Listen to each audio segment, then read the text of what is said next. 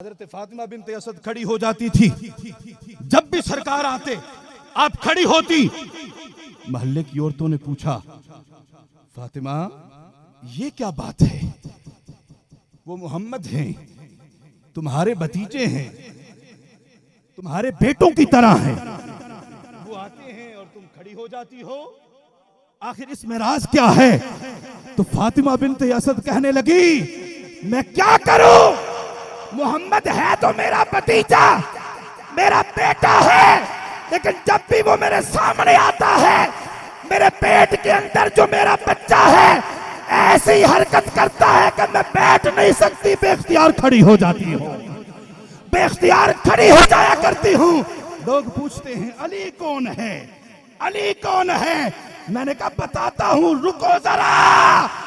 تو نے قرآن سارا پڑھ لیا لیکن تجھے ادب مصطفیٰ نہ آیا۔